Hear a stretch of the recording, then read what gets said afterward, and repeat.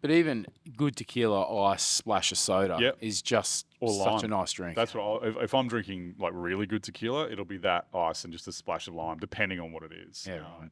But again, then you change the way you drink it. Because again, you started saying you have a shot of tequila, and it's like that's kind of not what it's all about. And I think that a lot of people in Australia, certainly their first experience with tequila is a bottle with a little red sombrero on it.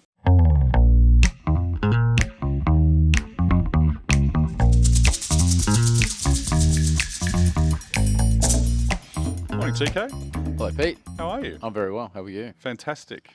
Lovely weekend on the Sunshine Coast yet again. Pissing rain. 3,000 millimetres of rain. What is with that? Global warming doesn't exist, right? I think coming out of the golf world, obviously rain is a problem. And Noosa Springs, which is where I used to work, has had over 1,500 mils of rain since January 1. Is it good for the grass, but is it good for the course? No. There's a point where it is no just longer can't good. take anymore. Yeah, exactly. So the water table is so high, it just can't go anywhere, and so then it just becomes slushy, and then you get people doing what they shouldn't do and ripping the course apart and that kind of stuff. But that happens everywhere. But it's hard. And it was interesting yesterday. So I hardly left the house yesterday because it was just. It's tough straight after the US Masters as well because everybody wants to go out and buy new golf clubs. Absolutely, yeah, that's right. Pretend they're Scotty Scheffler. I snapped another one last week. So anger? No, weird. Anyway, boring. But see what happens with that. Unfortunately, I might have to buy some new irons considering I've only got 5 left. Suggest that's a problem. Yeah, exactly right. What are we talking about today, mate? Not golf. No, one of the things that I was thinking about over the weekend was that weather, and yesterday I didn't leave the house pretty much, and how that impacts venues. It's good for us. Why? Because people want to go out and have a long lunch. Right. Not everywhere though, right? That's the thing. It's like I don't want to go and have a quick meal somewhere. Like long lunch, different conversation. No, it's funny. Like if you take Rice Boy, for example, it's sort of it plays two hands because we lose 30% of our seating because it's the beer garden, put a line through it. The decks upstairs, they're all out. Yeah. But what it does is it stops people from going to the beach. So if you're up here on holidays, last week of the school holidays, probably maybe the last day, the second last day, you're not going to sit inside all day. So it forces people to go out and have lunch. Yeah. Market Bistro's different, and so, same as Boca. They people want that like you bored. Let's go for lunch. Yeah. And they stay on, but it's hard because when Mother Nature just sucks in Queensland. That saying when you open a restaurant in Queensland, you've got to have al fresco. I challenge that every single time because it sucks. I think it's got to have al fresco that you can then seal. Like it's almost. But it's too hot in the summer, too cold in the winter. Right. Yeah, so it's like then you go back to the 90s where it's braziers everywhere and people's handbags catching on fire and fun things like that. We tried desperately hard to burn the wharf down a couple of years ago. Did you? With one of them, yeah. I had an incident with a feather boa and a brazier that wasn't great. Shit. Yeah, it was feathers go up. It was quick. me wearing the feather boa. That was the part of it that wasn't great. But it is one of those things where it does have a massive influence, and like this time of the year is traditionally pretty slow anyway. It's our quietest time. So, but I do feel for people when and every industry, I think it's similar. When the rain comes, everyone goes, "No, can't do it." Like no one knows how to drive in the rain up here, which is weird because we have so much rain, and no one knows how to drive. The amount of people that go faster when it's wet, you just want to step on the brakes. I just don't understand. Yeah, exactly. Well, yeah. I don't. Yeah, it's not for me. But I just don't understand it. How that could possibly make sense. You should have been on the stove all day, mate, cooking yourself up some meal planning. Meal prepping? I made cookies. Does that count? Did you? Yeah. Nice. Yeah. Didn't bring them in. Are they good? Yeah, they're all right. They're actually really good. They're really good. Thanks. Should have brought some in. Corey? All right, I'll make some more next week. Jesus, tough crowd. I made lasagna. Did you? Did it take you like 12 hours to make lasagna? Yeah, right. Is it good? It's like a ragu the size of okay. All right, really. 2 different cheeses in there. What time are we? Oh, did you ate it or? I'll share some when you share some cookies. Yeah, you exactly. Fucking tight ass. All right, so next week's podcast will be Bring a Plate edition. Done. One of the things that I wanted to talk about today was we get to do some cool stuff like from time to time, and I know that I've been really fortunate to experience some wonderful hospitality from people all over the world when it comes to certainly wine and food and all those kind of things. But you got to do something pretty cool last week. I did. Do you want to tell us a little bit about what you can talk about? Have you signed an NDA? No, not at all. But the problem is I'm such a wine novice that I really didn't appreciate at the time what I was doing. But Yalumba had their 175th birthday, and I was lucky enough to get an invite. Yeah, and right. Didn't really make too much of it until you sent the invite and said, "Tell me you're going to that." And I'm like, "Oh, this could be fun then." Yeah. So down the Brossel we went. Yep. So a couple of days down there, it was really good. Tried some nice wine. It was really funny. The host of the dinner sort of did a bit of a meet and greet in the garden, and then said, "We're going to walk into the big hall, and there's going to be a tasting in there. Please separate into groups of 4. You'll get given a glass of champagne when you walk in. That glass will then become your tasting glass. Everyone's going to get 17 mils of wine." 17. 17. It's very precise. That's when number. everyone was like, "Oh, that's a bit tight." Because I think everyone was kind of expecting just to try all the Yalumba stuff, different vintages, because we were down there celebrating them. But little did we know that we kind of did when the glass of champagne got handed to us in 1921, Paul Roger.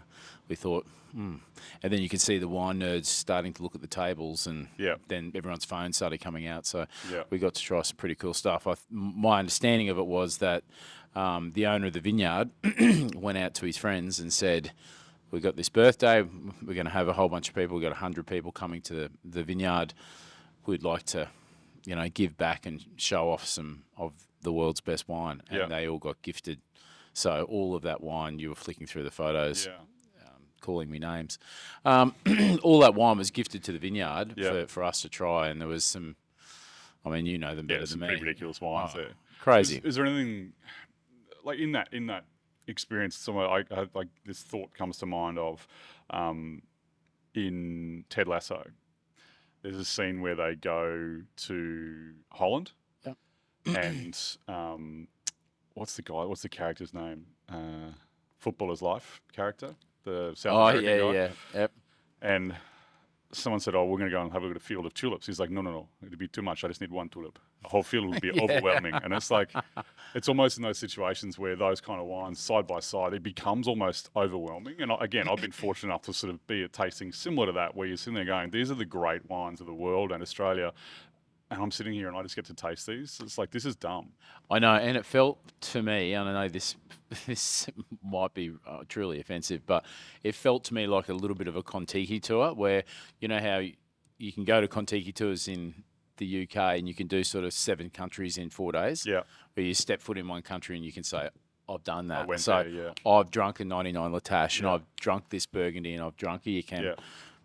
But I would love to be able to sit, because I don't know anything about those wines. I would have really loved to have had one bottle, or shared and sat down and listened to somebody speak and sort of educate us. But I wasn't the marker there, that's for sure. The wine snobs of the world who were there, watching them was just as cool as tasting that wine. It was pretty cool. I think it's one of those things where it doesn't happen very often, and when it does happen, like, people are so generous, and the wine industry is very, very generous of both time and then also product and everything else. That's the biggest thing I got out of it, was the generosity of that family. The Yalumba family was.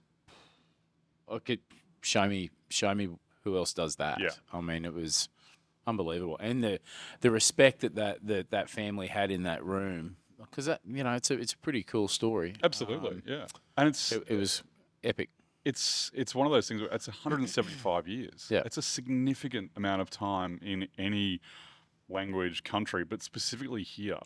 And the Hillsmith family have had so much to do with the wine industry in this country that it shouldn't be multi-generational. 100%. And it's not stopping now. There's more coming through. Absolutely. And that's the great thing for a family business like that, is that the next generation is picking up the torch.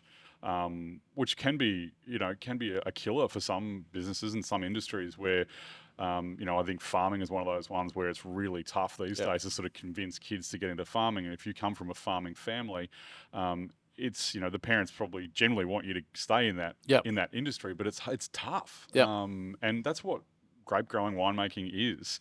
It is farming first. Well, we one of the cool things I was telling you that the wine of the night was, for me was a wine called Reyes, which I knew nothing about, and I felt a little bit cool when I got asked that question. I said I don't really know anything about the wine, but it was the wine over on the Grenache table. Yeah. And I thought it was Burgundy. Yeah. And I said, oh, it was the Burgundy, the Grenache table. Yeah. And then I started thinking, oh, please don't tell me it was fucking Grenache. And Yeah. it was, yeah. Yeah. But the guy from Samuel Smith who was pouring the wine at that table, he was the first winemaker to make Grenache for the Smiths. Right. And he put the first Was it bit of KG? yeah. He put the first Grenache grape in the bottle, and he's there 17 years later pouring wine at that table. Yeah. And there was there's been a winemaker there. You'd know more than me. There's a lady who's been Louisa. a winemaker there, Yep. and she's just taken on another role Yep. there now. And there's new generations of coming through. But Yep. there's so many people that have worked for that family for so long, and as somebody who employs 500 people, and I've said for years now, I want my legacy to be people thinking that I'm a great employer. Yeah. I sit back and I look at that and I go, that's really something to strive Yeah. for, because there's so many great vineyards in the Barossa, so I'm sure that they're always looking for great people. But to think that Samuel Smith and Yalumba can lock down talent like that for that long, Yeah. I think it says a lot about the family. It does 100%. And, I think that, even, there's in Queensland, I think there's a couple of reps here that have been working for them over 20 years. Yeah. Which again that's unheard Testament, of. right? Yeah, absolutely. Something's going right there, I think. But it's essentially a family business, but it's an international It's a big juggernaut, family right? business, It's a fucking monster. Yeah. And the vineyard is beautiful. Yeah. Yeah, and look, those tasting rooms in Barossa are something else. The history in those rooms. Did you go into the cellars? Yeah, I've been in there before. I think you organised a trip over there Yeah. for us, and we went through, and we went through Robert's personal cellar. Yeah. And I walked out going, imagine if that was your cellar and you had to go to a barbecue and pick a bottle of wine to take. I almost couldn't too even hard. tell you how much wine was in there. And that's the thing, though. It does almost become too hard. It's like I was going and grab something from the bottle on the way there, because it's like you could spend days and hours in that place. He would have 50 different vintages of Domaine Romani Conti on one wall. And look, to be fair, being the importer obviously has some perks as well. So, those wines are very, very hard to get. These days they are extremely expensive. Would you invest in it? Like, would you invest? Do you think it's a decent investment? Look, it's interesting. That's a really good question. I think the thing for me is I've never seen wine as an investment, because that's not, for me, that's not what it's for. I see wine as a tool for enjoyment. It's something that, we talk about breaking bread with people and sharing, and that to me is what makes great wines great, is that ability to share them with people and have the conversation. You don't have to talk about the wine. It can just be a conversation, but it's that experiential thing where it's not just about the wine, it's everything else that's around it. But those kind of wines are really good at doing that, because generally someone's bought it, they've spent a lot of money, or maybe they didn't, maybe they were fortunate enough to buy them when they weren't stupidly expensive. But to lovingly sort of care for that wine, you've got it stored properly, and then on whatever occasion you deem to be appropriate, you open it.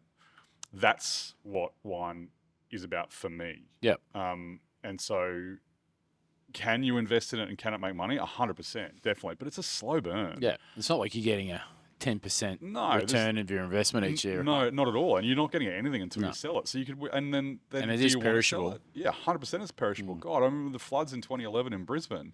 I assessed a cellar down there that got destroyed, and it was like the guy was in tears, and it's like, I get it, because he'd spent 30, 40 years collecting these wines, and in one foul swoop, the interesting thing with that, they didn't get wet. What happened with him is his house lost power, and the air conditioning for the cellar reversed. So it pumped hot air into this cellar for 5 days or 6 days and just cooked everything. My very first restaurant, the same thing happened. The building got struck by lightning, shut the power off. When the power rebooted, it was a Vintech, and it had a heated double glazed glass. Yeah. The external glass had a slight heating element in it to stop it from frosting. Yep. So the internal cooling Didn't work. So it basically turned it into a hot box. Little oven, yeah. So when I pulled up, I could smell vinegar from the car park. Yeah. The heat had actually driven the corks out of the wine bottles, yeah. and there was, I don't know, 15 different vintages at Penfolds Grange, literally on the carpet in the private dining room. Yeah, nice. 2 weeks before Melbourne Cup Day. Perfect. Yeah, it was Great good. timing. And then we'd spent so long collecting that wine, and the insurance company said that they wouldn't give us. They would. It was a replacement cost of the current vintage. So, we lost thousands of dollars in one foul swoop. Yeah. And I think, the people that, and I'm not saying everyone, but it's certainly my experience, the people that I've met that have invested in wine generally aren't wine lovers. They might be into it a little bit, but they see the dollars. And that's like anything else. People can, you don't have to be into it to invest in it. But yeah, there's something, I don't know. I just feel a bit, I don't know. It's just not for me. Yeah. Yeah, and as I said, it's such a slow burn and the chances of something going wrong, like that bottle could be corked.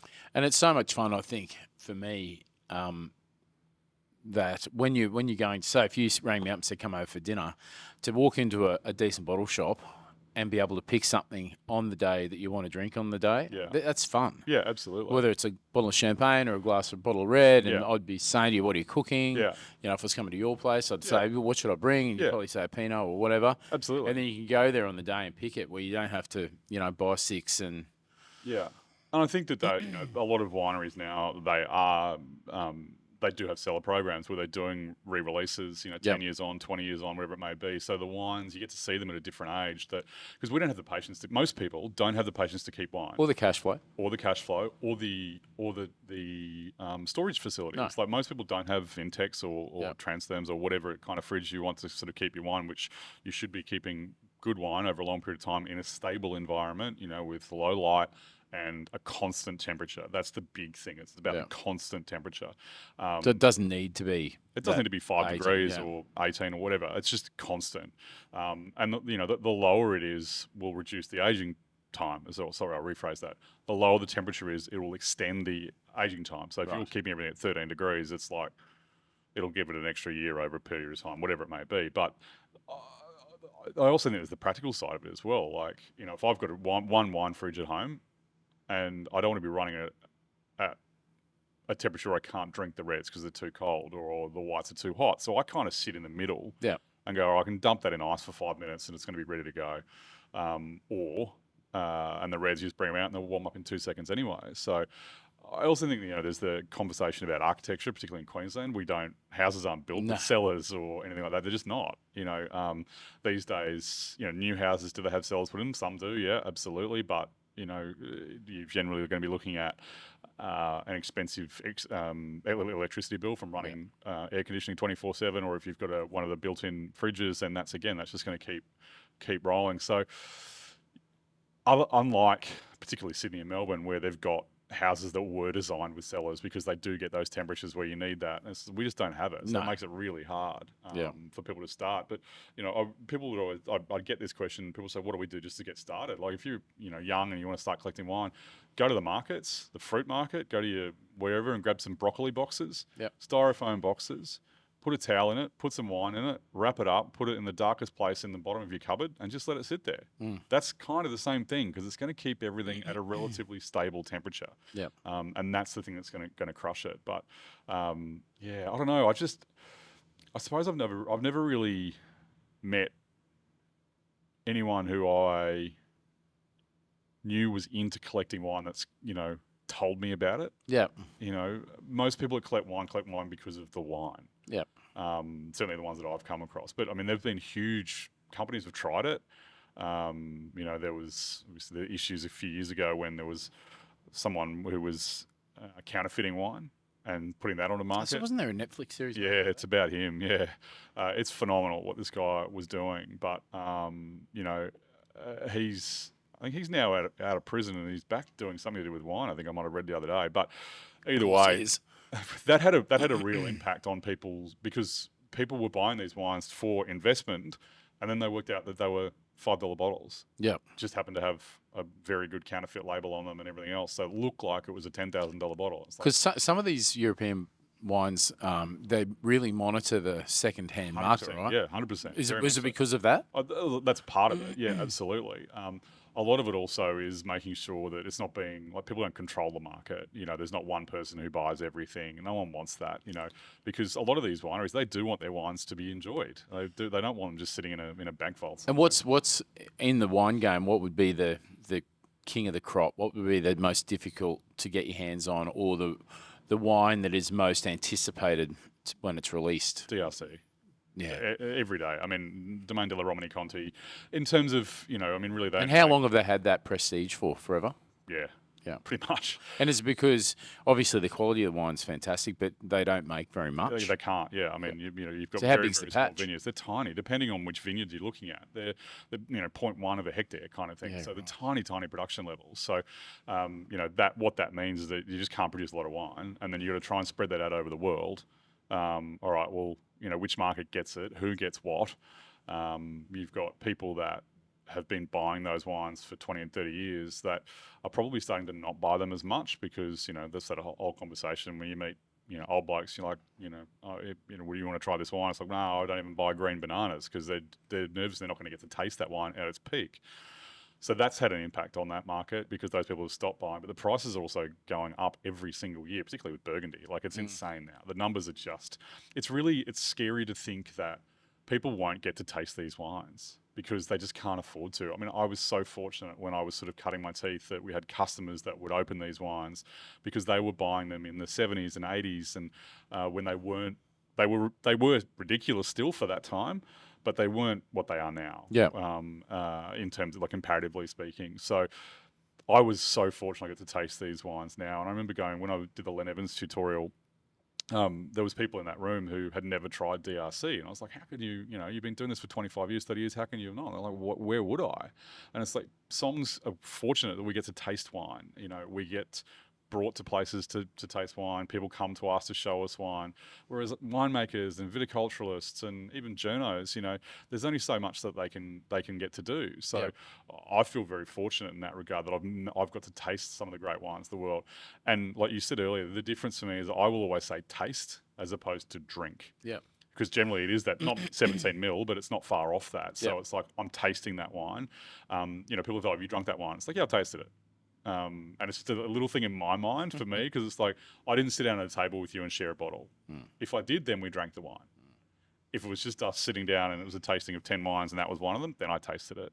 But I still get to taste it, and that's the kicker with those things. And when you put them in context and in those kind of tastings like you did last week, where you're sort of sitting there and there's 20 of the world's greatest wines all lined up next to each other. It's like, what are we doing here? It's like splitting hairs. It's like, and someone will always ask the question, what was your favorite? Yeah. And it's so tough. It's like, how do you answer that question? Because it's time and a place and everything else. Right now, I really like, for you, it's like that Reyes was delicious. I have no idea what it was or anything about it, but that was yummy. Yeah. That's all that matters. You know what I liked about it is that, well, for somebody who doesn't drink much European wine at all, and I'm quite clueless about it, you recognise the names on the bottles just because you've been around them. But I made a decision based on a wine that I didn't even know anything about. It could have been worth 50,000. It could have been worth $50. I didn't know, and it was on the Grenache table, and it was sitting right next to Yalumba's very first Grenache that they bottled. Yep. Which was a sensational wine as well. But I thought that was a bit cool, because there were some monsters there. Yeah, like absolutely. in the wine game, it was the king of the crop.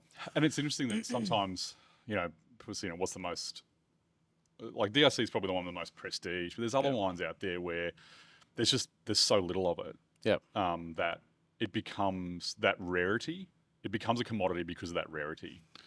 It's a combination of multiple things. Because there was the Chateau Latour. Yeah. There was Rothschild. There was it was all Gevrey all Jean the big Boutin. Like names, unbelievable. Yeah. Like it was crazy. And God, I was at a tasting years and years ago, where similar kind of situation, and it was literally the who's who of wine, and in terms of the bottles that were on the table, and it was borderline excessive, and in those situations, you get people that just get overexcited, and it's like, you pump the brakes a little there, champ. You probably don't need to be doing that. it's like tasting wine is one of those things where you're there to taste. If you go into a room, there's 100 wines there and you taste every single one, you're going to be pissed. It's as simple as that. Like, that's just what happens. But it's. I just keep coming back to that. It's overwhelming when there's so much great wine. What about the whiskey market at the moment as well? Because we're seeing a definitive swing at Market Wine Store where our two top selling items are champagne and whiskey. Yeah, at the high end. Yeah, right. And like we're very fortunate to be doing a McCullen dinner coming up in the next couple of weeks, and McCullen's been so generous about what they're giving us. Some of the most unbelievable whiskies. But when your time working retail, did it ever surprise you what people would spend on a bottle of whiskey? Because there was a McCullen that you got in, right? And the word got out that we were getting it, and you sold like 3 bottles before we even paid for the ones that we'd ordered. The whiskey world and the whiskey lovers, it's like wine, the wine game. Absolutely. Yeah, if not worse, right? I think it's, again, there is a rarity there because generally, if particularly old whiskey, you've probably only got 1 barrel of it. Yeah. So again, that's a finite number. There's only going to be X amount of bottles that come from that. There is also the pissing contest of collectors that exists. Doesn't matter what it is. I mean, you have that with shoes as well. It's the same thing. It's like, look at these, Jordans that I've got that were this and that and the other. It's like, holy smokes. But was I surprised? Yes, definitely. Whiskey is one of those things where, coming from an on-prem background where I've always been restaurant, I'm not selling bottles of whiskey. I'm selling shots of whiskey and at that kind of tops out. There's a point where you just like go, this is getting ridiculous. Like, surely no one's going to pay $150 for a glass of whiskey for 30 mils. It's like, yeah, they will. 100%. Same with cognac and brandy and things like that, where people will do that. Louis Trey is one of those great example of that, where, for a cognac that the bottle is worth X $1,000 as it is because it's absolutely fucking crystal, amazing. Yeah, but the product inside it, it's incredible. Is it worth? Again, we're going to this conversation about value for money. I've had it 3 times. The first time I bought a glass, I was probably suitably inebriated to the point where I justified spending $180 for a nip at that point in time. Did I love it? Yes. Do I remember it? Yes. Would I do it again? No.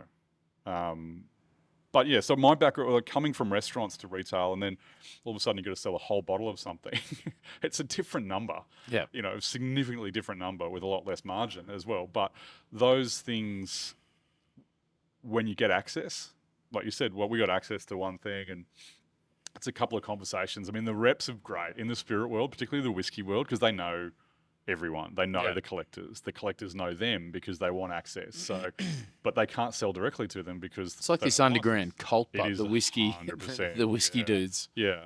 Have you seen the what's it called? It's on Netflix. It's called Heist, and there's 4 different episodes about different things, and one of them's about the bourbon thievery that occurred in Kentucky. No, sounds cool. It's really good. It's about Pappy Van Winkle and Eagle Rare and that sort of those bourbons of that That's ilk. Such good bourbons. Oh, it's ridiculous. But there was people that were just stealing it and that were working in the factory and selling it. Like security guards are going there taking whole bottles. It's a $1,500 bottle. Now it is, absolutely. I think then they were just it was all cash, and it's an interesting watch. But for those people that don't know, it's bourbon. Yeah. Like I mean, I know. Just to be clear, Tony loves bourbon. You mean a rye a little bit more. Rye, and I think whiskey in general. Yeah.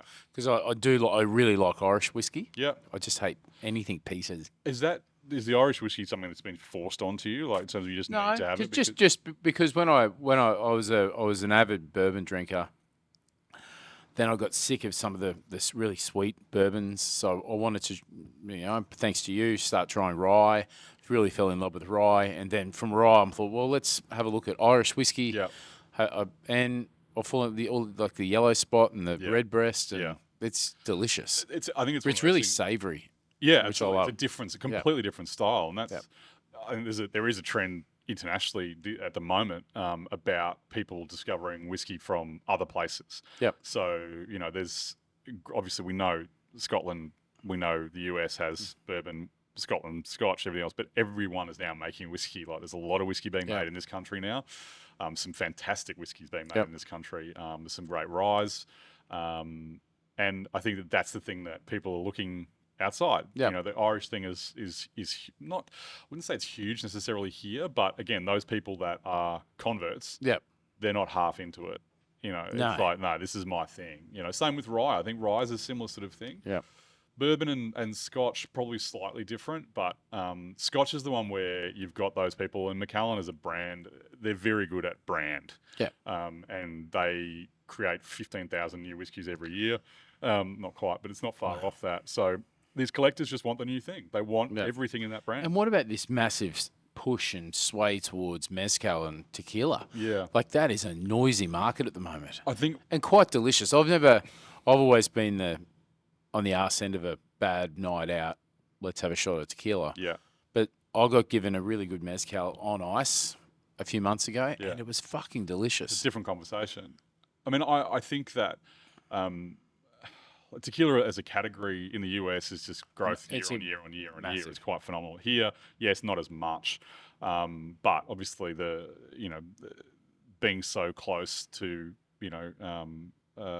to Mexico, they have access. They've got support of all the people. They've got people who grew up drinking mezcal for breakfast, kind of thing. So, and then when you go to certainly my experience in Mexico is that most of the Mexicans that I met, they were drinking mezcal. They weren't drinking tequila. And there's something kind of gritty and sort of dirty. What's the major difference between mezcal and tequila? The way that it's made in terms of the cooking process of the plant and everything else. But it gets that smoky, like mezcal has that smokiness to it, which is interesting for you because you don't like smoky, peaty whiskey, but you're okay with that. I mean, was that Casamigos? That's like, I've described that as basically licking an ashtray. I mean, it's so smoky. It's just, and everyone's different. I think I prefer mezcal in cocktails. Yeah. There's something about mezcal cocktails I like, but I like tequila in general, which is, again, what do you have a it bad with? thing. On ice? It depends. I love margaritas. Yeah. I love, they're a problem for me.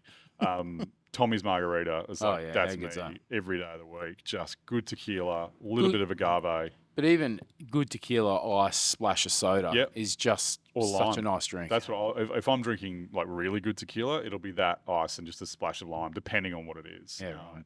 But again, then you change the way you drink it.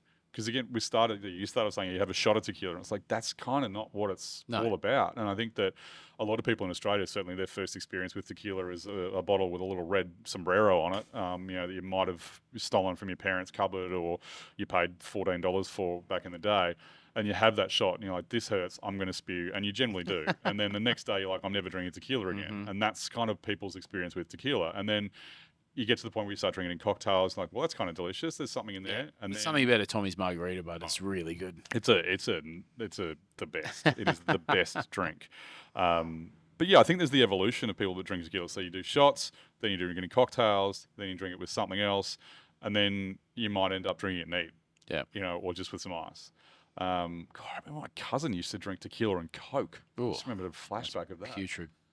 Yeah, I can't remember what it tasted I was with some people, some real good friends of mine at Market Bistro, and we'd just had dinner, and Melissa's a mad fiend on Baileys on ice just to finish the night off rather than have dessert. And he had, it was Hugo, and he was like, I want a Costa Azul on ice. Yeah. And I'd never had that that way, and we did that. It was a little wedge of lime in it. Yeah. Oh, geez, it was good. It was such a delicious way to finish the night. And that's the thing. It's almost a great like aperitif. It's like I know that the night's done. It's almost like that hammer, that nail in the hammer, or the hammer in the nail. It's like nail in the coffin. It's like, this is the last thing I'm going to drink. Yeah. And there's a few drinks for me where like tequila's not that for me. Tequila's like, right, we're getting started now, and that can be a challenge as well. But I think something like that at the end of the night. Yeah. The other thing I love Amaro as well. Yeah, so me too. Amaro, it's like, right, that's the time. Yeah, exactly. Something like that was like, okay. Something really herbaceous. Something that's just like, my palate can't tolerate anything after this. Probably not even toothpaste, So I think that, but those things, people's palates change over time as well. Like we know most people's like young palates generally like sugar. Yeah. They don't even know it. Yeah. And then people get into that talk dry, drink sweet phase where they say, I really like dry Chardonnay, and then you give them something with it with a little bit of sugar, whatever it may be, and they're like, oh my God, this is delicious. Like, no shit. Because everyone does. Everyone likes that little bit of sweetness, and it's almost, even if it's imperceivable in terms of taste, Yeah. it's texture. Yeah. There's things that sugar does that nothing else is going to do. And then basically over time, then the palate will develop, and then you'll find, and there's like this, it's almost like this natural progression. And in Australia, there's a lot of people who I just drink red, and it's just Shiraz, and it's Barossa Shiraz, or it's McLaren Vale Shiraz. It's these inky things. Usually over oysters. Yeah, yeah. But is there nothing better than big having shots. great spicy Thai food and a really nice bottle of Riesling that's got some residual sugar there? Absolutely. Oh, it's so good. But there's also people that just don't want that at all. Yeah. And regardless of what you do, they're just not going to do it. And Yeah. that's okay. It's Yeah, not yeah. like people, I mean, I meet people, oh, I feel bad, I only drink, it's like, why do you feel bad? Yeah. If you only drink red and you like red, then just drink that. You Yeah. don't have to drink what everyone else is doing or what. It's like you should I'm do. like that with Semillon. I don't know very many people who like drinking Semillon, but I Yeah. really like it. And Yeah. then if you take it to a dinner party, you're basically stuck with it for the entire night because nobody else wants to drink it. Which is, it's just such a gets me with delicious Semillon. drink. I just don't get. I mean, I was indoctrinated What is into that, the do you think? Hunter. I think it's a combination of things. I mean, as a young variety, it is high acid. There's no doubt about it. That's just the thing, and it becomes that sort of lemon sherbet kind of thing where you taste it, and people either like that or don't because there's nowhere to hide with it. Like it's linear. It kind of hurts a little bit. I mean, judging the Hunter Wine Show, the young Semillon class at the Hunter Wine Show is one of the hardest Drinking green apples. hardest things to taste in your life because you're tasting. It's not that they're unfinished; they're finished wines, but they're so young and so green and so acidic. Because there is such a big difference between older Semillon and freshly bottled wine. Absolutely. It's just, And I it's always- like two completely different grapes. 100%. And I talk about Semillon having 3 lives. It's in its youth, it's that high acid, have it with some fish and chips on the beach kind of situation because it's basically the same as squeezing lemon over an oyster. You just use the Semillon instead. Then there's the really old ones, sort of 15, 20 years plus, where those wines develop into this sort of marmalade-y, rich, textural, delicious citrus sort of thing. But it's that developed citrus. It's almost, for me, and again, having tasted some really old Semillon and fortunate in my, again, early drinking or tasting, got to taste some of those great Semillons, the Elizabeths, these things that aren't expensive, but you can put a carton away and it's only going to cost you $150. And then you come back to these things 15 years later that are just unbelievable. Yeah. And they're a separate beast, but there's this awkward teenager bit in the middle, which I love. That's for me. And that's somewhere around the 7+ years of age where the wines are starting to develop. They're hanging on to their youth. So the acid is going to, because acid doesn't change. Yeah. So you've got this acid hanging on. So there's this brightness still to the wine, but they're starting to develop this little bit of toasty, almost like lemon curd. So I've got some 17 Rockford Semillons. Yep. Do you reckon that'd be decent? They're getting close to because I've that, been yeah. And I'm Barossa's trying to be different so Hunter. patient. Yeah, well, and that's the thing is like it's sitting in the fridge. Like this is yummy. I just want to drink it. And I've got some Semillon, same thing. Same with some old Tabilk Marsans that are in there. It's like I don't, I think I got a 6 or 8 year vertical. I don't even know where from, but I've got them. They're just single bottles, and I remember buying them. If they were just for a dinner, I was like, I'll just have these because it'd be a bit of fun. But now it's like every time I look in the fridge, I'm like, oh, I should, like I want them, but it's not the right time. Yeah. Because again, those wines need certain things, and you can't just. You can do whatever you want, really, but it's not just Tuesday night barbecue. It's probably not the right time. You sort of want to give those wines the respect they deserve. But to go back to the question about Semillon, I do think Queenslanders have a thing against Semillon, whether that's, I don't know, the fact they haven't tasted a lot of it. We fell in love with Savvy real quick here. Particularly even Sem blends in the early 90s when they started coming across from WA and. It's a good Queensland wine, but it's perfect. Yeah, exactly. Crispy, grassy, all those things. People sort of love it. And I think there's also, we don't play football really against them. So I think that there was a thing for what we didn't hate WA for any reason, whereas a lot of Queenslanders do hate New South Wales, just generally for some reason, which is one of those things. And I think, I don't know, that's just anecdotal, but I think that people sort of jumped on the WA thing really quickly and we didn't care where it was from. That's the interesting thing. Same with New Zealand. Like people be like, oh, New Zealand wine's great. I'm like, what, all of it? It's like WA wine's great. I love WA wine. I was like, all of them? Yeah. I was like, okay, great. So Brand WA and Brand New Zealand did really good jobs about that value for money thing, I think, early on, particularly when the WA stuff started coming across here. And I'm going to say, really, that's sort of mid-90s, early to mid-90s. And when we had all the unwatered Chardonnays from there coming over, and then we had the SSB blends, and then we always had like the Horton's White Burgundy of the world, which no one has any idea what the hell's in that. I mean, we know now, but back then it was just white wine. Yeah. And they were wines that just sold. Yeah. You didn't have to think about them. You know, you're at a barbecue in Australia in the mid-90s, there wasn't a bottle of Horton's White Burgundy there, you're in the wrong place. Because that was just everywhere. Or there was the Goundry unwooded Chardonnay, or the Salitage unwooded if you want to get a little bit fancy. And then there's, that then turned into the white blends. Yep. And those classic white blends like Lewin Classic, classic dry whites. Yeah, I look at WA and I think there's so many great wines coming from over there now. You've got Lewin, you've got Cullen, you've got Cherubino. Yeah. There's some amazing. And that's just Margaret River. I was going to say. Yeah, like you got Franklin, you got Geograph, you've got Swan Valley, all these places that, I think everyone just thinks of Margaret River because it's the biggest region. There's a lot of booze coming out of there, but there's just quality across the board. And the guys from Lewin have won so many different awards in the last few years for their Chardonnay. Right? Everything. It's crazy. And the price has gone accordingly, like north dramatically. But absolutely. Hell, it's good wine, isn't it? I used to wholesale that wine, and I remember it won. Harvey Steinman from Wine Spectator gave it like best white wine in the world one year. I can't remember. I think it was, I want to say it was the 01, I think. Anyway, it was a long time ago, but he did that, and the online version got released before it was announced, kind of thing. And so particularly people in the US and in Asia got the news before anyone else. And I remember receiving a phone call saying someone wants to buy a pallet of Lewin Art Series Chardonnay. I was like, what? Why? Like, not why. Obviously, the wine's fucking great. But it was like, that seems interesting. Order goes into the winery. Yeah, okay, no problems, all good. And then, 24 hours later, the news cycle actually hits back in the old days of, Bang. Carrier pigeons bringing the news. And it was quite a time. But those... It was like when Runrig got 100... Won everything, the 100-point wine. From Parker. It was like this challenge to try and get some mad rush, and that still happens in particularly with things like the Jimmy Watson Trophy. Like that wine, because that wine is not released when it's judged, and then often it gets released very soon after the judging, and that's as a sales tool.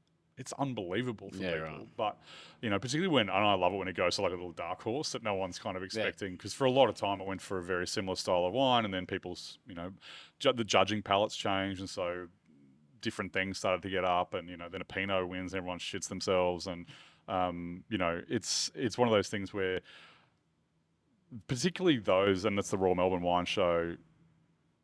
They can have influence. There's no doubt about that in terms of sales. So like there is a lot of wineries love getting those awards. It makes sense. If you throw 6 wines and they all get bronze medals, no one's talking about it. You're not going to, it's one of those things. It's like, oh, well done. Your wines are sound. It's like, it's workmanlike. Great. It's just like, I don't want to hear that. Yeah. But then, and there's lots of the small wineries can't afford to send their wines in. Sure. They don't have enough to actually meet the requirements of the award. So they don't have the volume, because you have to have a certain amount of the product as well. And then it's expensive to enter these shows, particularly now. It's really expensive. And so a lot of small producers just sell their wine. 6 bottles of wine plus the $250. Shit, all of a sudden it's like, depending on the wine, that could be close to $1,000 without thinking about it. You got shipping, you got everything else. And then I get it. I get why small wineries mightn't enter particularly big shows. Your regional shows, different conversation, because they've still got that heart and soul of like that sort of community stuff to a degree. And I'm not having a go at the big shows, because I've done a bit of work with one in particular, but it's interesting to see how these shows will evolve over time. Yep. Because it's not like the old days where it was about bringing your wine to market to seeing the quality with reference to everything else. Yep. Now it's about, I want the gold medal to put on the bottle so I can sit in the shop and people can see that it's got a gold medal, and they'll buy that over the one that doesn't. Yeah. That's always been the case as well. Some people will do that, some people won't. But what's your best advice around people when they walk into a bottle shop and they want to buy a wine? Yeah. And some people find it so super intimidating. Absolutely. Well, what do you tell people? A muppet that's going out to dinner. So there's a couple of things here. And I think that a lot of people know what they want to drink before they leave home. They're just like, well, I drink Sauv Blanc, so I'm going to have a drink Sauv Blanc. If that's the case, and if that's what you want to do, then just go with that. Yeah. I think that good bottle shops will always have good staff. Yep. That should know their products that are in the store. And if they do, then ask the question, hey, I like this. What do you recommend? Yep. Or I had this the other day, didn't like it. Where should I go? I think being honest with people as well is really just critical. try and pick out a couple of things that you don't like. Like I don't like dry, or I don't like Exactly sweet, or right. I don't, because that's leads, will at least lead to a certain point, right? 100%. And again, in a restaurant, same as in retail, what do you normally drink? If the staff member doesn't ask you that question, it's just why? It's just like, what do you normally drink? I normally drink, and people will be specific. Like they will be 100% specific. They will say, I really like Vas Felix Classic Dry White. So like, okay, I've got a good question for you, because this was at the dinner after I went to that birthday at Yalumba. There was several restaurateurs there, and we were talking about what would you do in this scenario when you're waiting on a table and somebody's ordered a bottle of wine. You open the wine and you pour it to taste. It's not on by the glass. They spoil the glass. They try it and they say, I don't like it. What happens then? Because my response was, well, you're tasting it to see if there's a fault in the wine. If there's no fault in the wine, it's not a free tester for you to go and grab another bottle out of the cellar and then go again. Yeah. And there was some mixed very mixed views. There always is. And, what's your, you would have definitely had I've that. definitely had this. How did you deal with it? I think it comes down to the situation. Yep. And I remember one example specifically where there was nothing wrong with the wine. The wine wasn't faulty in any way, shape, or form. Are you saying there's a lot to do with if you're being a fucking spanker, then there's a different Me or the reaction? customer? No, I'm talking about the customer. Customers are always right, Tony. I don't know what you're talking sure. about. No, I mean, that does come... It comes into it. It's how it's approached as well as like anything else. Like, deliver me a shit sandwich with a smile on your face. I'm probably going to taste it. If you come to me, I don't like it. Yeah, no, I don't like that at all. It's like, okay, well, depending on the situation as well, do you try and explain to them that that's what we're here to do, is to actually taste the wine for faults, or check the wine for faults? So, I mean, I've had that conversation. It's like, well, it's not necessarily about like or dislike. This is just checking to make sure the wine is sound. Are you concerned that the wine is faulty? It's like, no, I just don't like it. It's like, well, again, depending on the situation, it's like, all right, well, I want you to, the owner part of me would say, well, I want you to enjoy your experience here. And by taking this wine back and giving you something else, you're going to enjoy your experience. So we're going to keep you as a customer. I can then put that on by the glass, give it to one of the waiters to sell, whatever it may be, depending on the wine as well. If it's a fucking expensive bottle of wine, we need to have a serious thought about this before we do anything else. But I will never, ever, ever forget this situation that happened. I was in a restaurant dining. A restaurant in Brisbane that no longer exists, and great restaurant, Circa, incredible restaurant. My first date with my wife. Really, at Circa restaurant? Yeah, it was a cracker, wasn't it? Absolutely. And Brad, not the one in West End. No, when it was in the original location. And Brad was such a great operator, great team members. He and his dad, they were good people, and every experience I ever had that was amazing. But one day, I'm at this table next to me, orders a wine. No, wine's not okay. Gets sent back. So I'm seeing this out of the corner of my eye. Stuff happening, and waiter takes wine back to bar. Bartender smells, tastes the wine, pushes it back. Comes over to the table. Oh no, sir, that's how that wine is designed. It's a little bit funky, da da da. And the guy's like, well, no, I really don't. That bottle's not okay. Can we please open another bottle? And he was doing it in the most polite way. So, what sort of price are you talking? It was a couple $100. Yeah. I think back then, and this is 1,000 years ago as well. But which is an expensive bottle of wine, right? Absolutely. And it's like, no, the wine's faulty. No, sir, it's not. This is what it is. I'm sorry. I'm happy to open another bottle for you. This is the person that was dealing with it. But you're going to have to pay for that wine because there's nothing wrong with it. And this is going. Do you reckon he's an educated wine guy, or is he? Give me a second. Okay. You're going to find out. So this goes back and forward for a couple of times. It was all pleasant. It was never like, I understand exactly where the bartender song was coming from. At the table, so there's nothing wrong with it. Yes, there is. No, there isn't. Yes, there is. How would you know, sir? I fucking made it. Good. That'll do it. Good. End of conversation. Didn't see that guy again for the rest of the service. Oh, God. I mean, where do you go from there? That's the thing. It's like you don't want to get in. So I always think I don't want to be in that situation. I just don't. And for the sake of $100, just wear it. I think so. It is going to be situational at all times. Yeah. But people need to understand that they are not checking for I like this or I don't. Yeah. I am checking for does this wine have a fault or Yeah. not. Now with the proliferation of screw caps, thank God, there is hardly any times when those wines are going to be faulty. They can be, absolutely. You can have faults before they get bottled. They can be knocked in transport. They can have oxidation. There's all these things that can There's happen. even some funny stuff that happens with wine too, but right, like I've encountered on several occasions, especially with Burgundy, that you'll have this massive, strong smell of sulfur, and I think as a novice, I think the wine's fucked, but then I might text or ring somebody and they go, just wait, Just give it it'll 5, yeah. it'll blow off it, Yeah. and then you come back 5 or 10 minutes later and it's completely different. Yeah. You know, so sometimes you can jump too soon, I think. Yeah. Because I never really realised how you can decant white wine as well to get rid of that. And, Yeah, you absolutely. know, I find there's so much to learn about it. It's fascinating. And I think that's the thing. That's what makes, I mean, for me, wine is a continual learning Yeah. process. No one knows everything about wine. No one.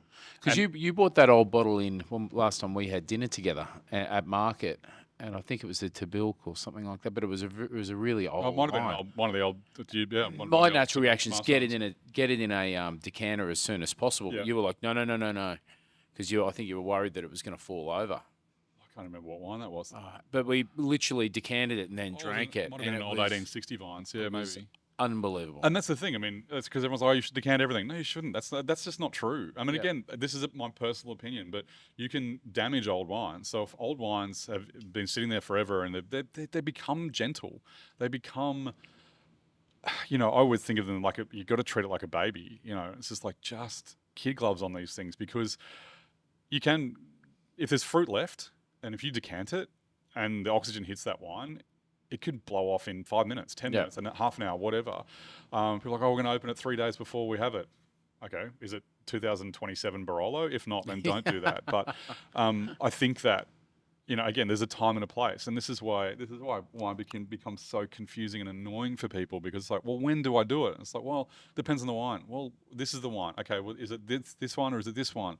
Where's it been? Has it been stored? All that kind of stuff. And it's like there's no simple answer to anything. Yeah. There really isn't, which is. It just sucks. There's no black and white. It's intimidating, but isn't it, with wine? For a lot of I people, look it at can that be, and you yeah. go, Yeah, and I think that one of the things with that intimidation, like we talk about, you go in a room, there's 50 wines on the wall. It's like, oh, where do I start? Yeah. And you know, when we used to do wine events and be sitting there, and people, you see the newbies because they just sort of walk in and be like, I don't know what to do, and then you need someone to sort of take control and go, right, we're going to start with this, and we're going to do this, and then we're going to do this. And it's like, okay, great.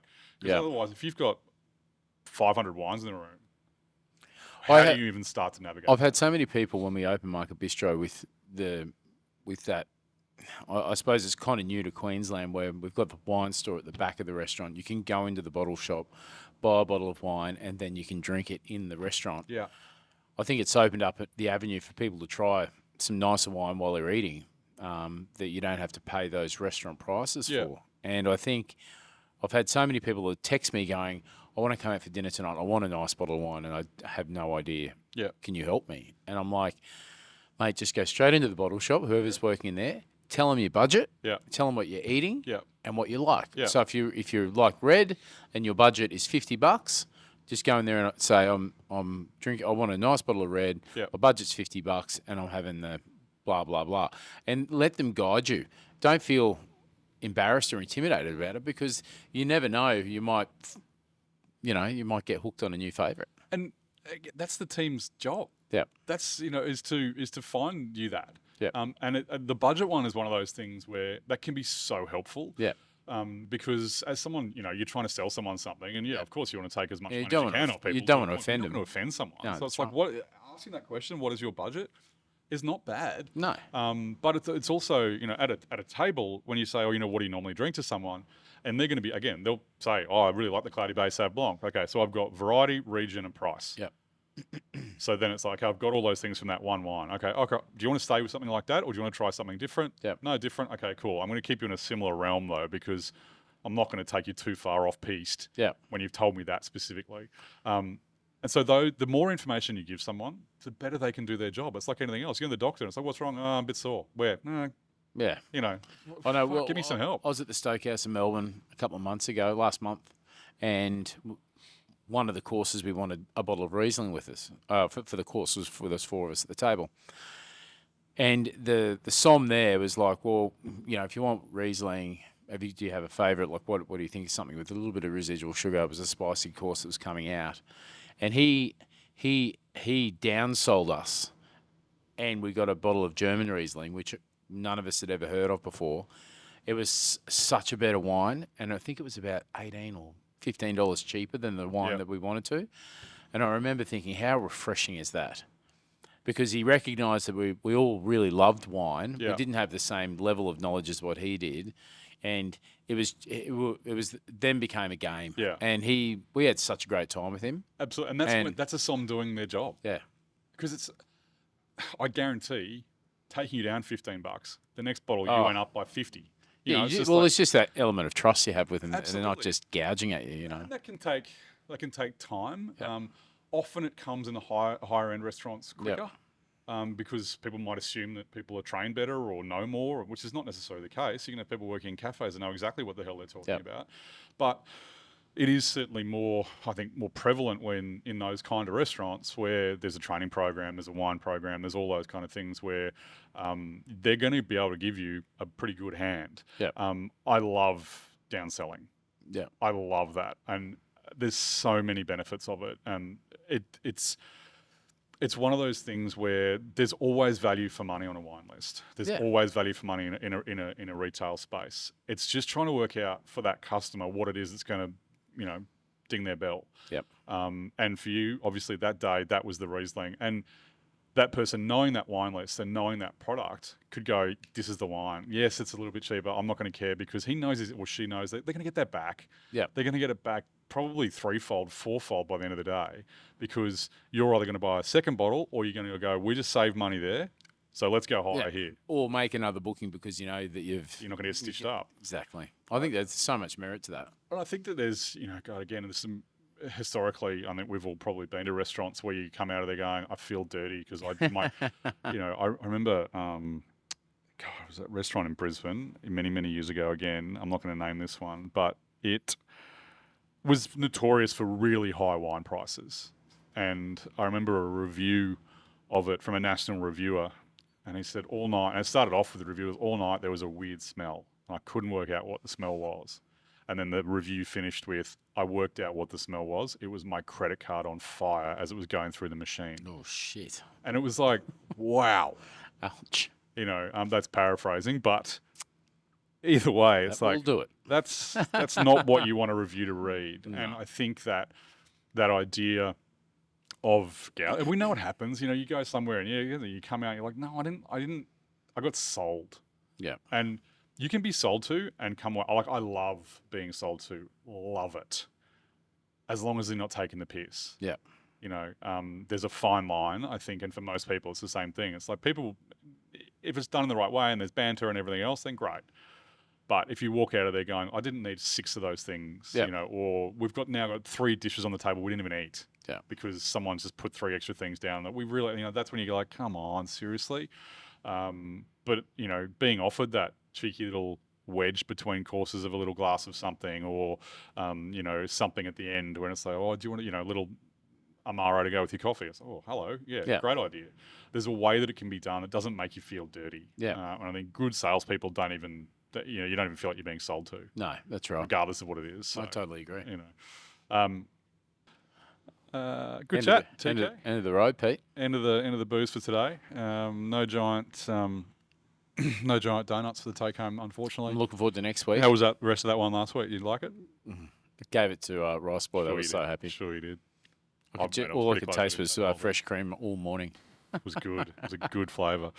All right, mate. Have a great week. Heidi Walker next week. Can't wait. Looking forward to talking about fish. She's told me she's going to drop a very, very, very big secret. Ah, interesting little teaser for you. All right. Yeah, can't wait. So that should be a bit of fun. All right. Enjoy your week. You too, mate. See you soon. Thanks, Corey. Thanks, Corey.